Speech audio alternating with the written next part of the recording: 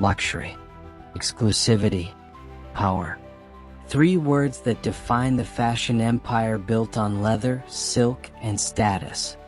For decades, Hermès has sat on the throne, ruling the luxury world with its iconic Birkin and Kelly bags. Symbols not of wealth alone, but of access, privilege, and untouchable taste.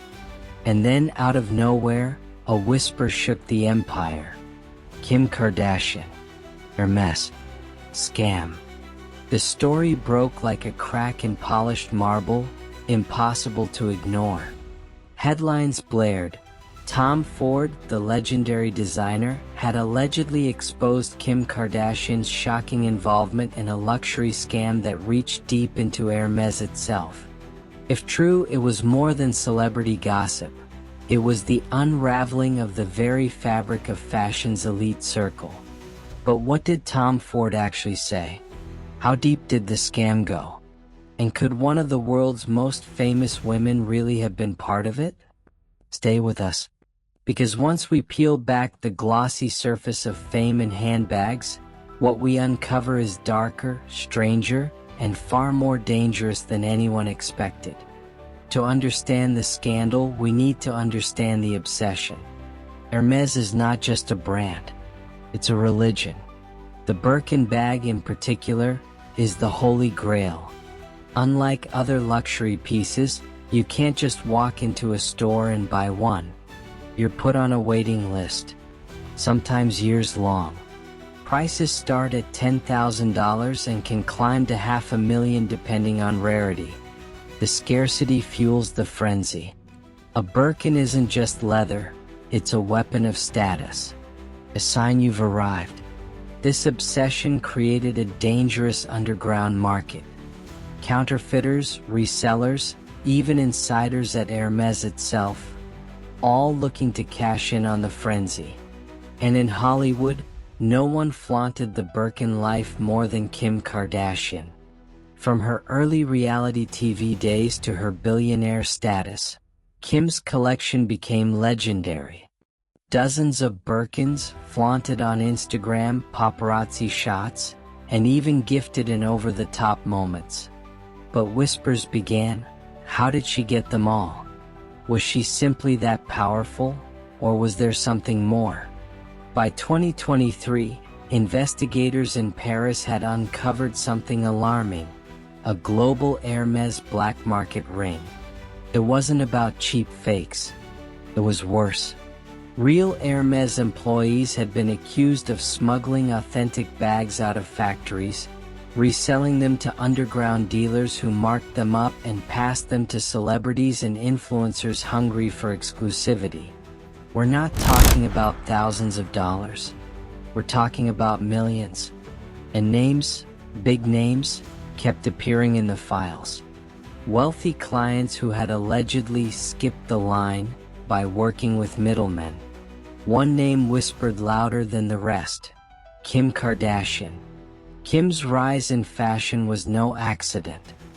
For years, she fought to transform her image from reality TV star to fashion royalty, aligning herself with Balenciaga, Fendi, and yes, Hermès. Her Birkin collection wasn't just wealth, it was proof. Proof she belonged in rooms where only the most elite walked. But according to insiders, the timeline of her collection didn't make sense. Birkins that should have taken years to acquire seemed to appear overnight. Limited editions, rare colors, exotic skins, bags even seasoned collectors couldn't get, were suddenly on Kim's arm. Suspicious? Maybe. Or maybe just the perks of being Kim Kardashian. Until Tom Ford spoke.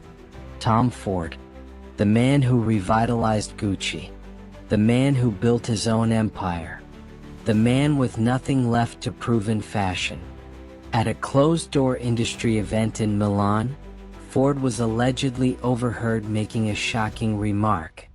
He claimed that celebrities, even the biggest names, were fueling the Hermès black market.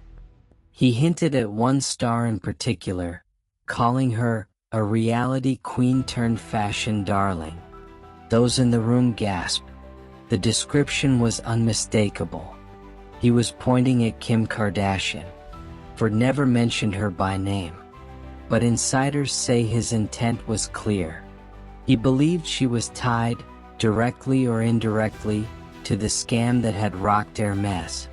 Why would he risk saying such a thing?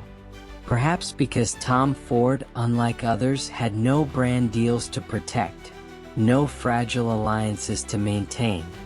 He could afford to be honest. And when Tom Ford speaks, the industry listens. Investigators digging into the Paris ring soon uncovered bank transfers, shell companies, and coded invoices. The money trail didn't always lead to celebrities directly. It often wound through stylists, personal shoppers, and middlemen. But one cluster of deals raised eyebrows.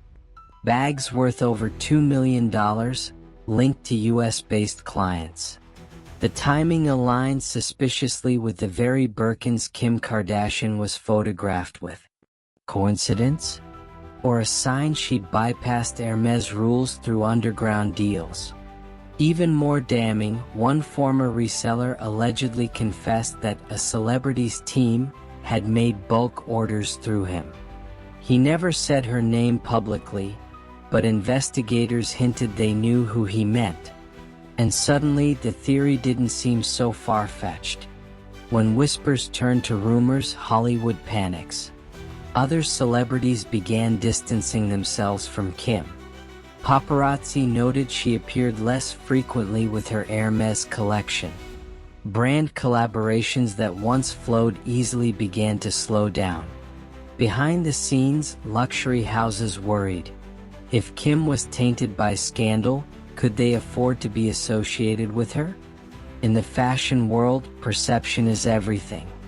And once Tom Ford's alleged comments spread, perception shifted. Kim Kardashian doesn't operate alone. The Kardashian-Jenner empire is a family business, tightly managed by Kris Jenner. Was this simply a reckless move to acquire rare bags? Or was it something bigger? Another calculated business play? Some analysts speculated that if Kim really had access to underground Hermès stock, it could have been used to quietly build value, trade influence, or even flip for profit. Would Kris Jenner risk the family's billion-dollar brand on a luxury scam? Or was Kim acting independently, blinded by her hunger for status? We may never know. But in the Kardashian world, nothing happens by accident. The internet exploded. Fans defended Kim. She's rich enough to buy anything. Why would she need a scam? Others weren't so sure. This isn't about money, it's about power. About being untouchable. The story trended for weeks, fueled by every paparazzi shot, every new handbag sighting, every cryptic social media post. For the first time in years, Kim's carefully curated image began to crack. As of today, no charges have been filed against Kim Kardashian. Tom Ford has never gone on record naming her directly. Hermès refuses to comment. But sealed documents in Paris remain under investigation. And according to leaks, at least one American celebrity may be called to testify if the case proceeds. If that's true, the world could soon see Kim Kardashian in a courtroom, not as a fashion icon but as a potential witness, or worse. And that leaves us with the chilling question. Was Kim Kardashian really complicit in fashion's darkest scam? Or has she become the ultimate scapegoat in an industry built on secrecy and obsession? Comment below. Do you think Kim is guilty, or is she being framed to protect bigger players? The truth may be closer than we think.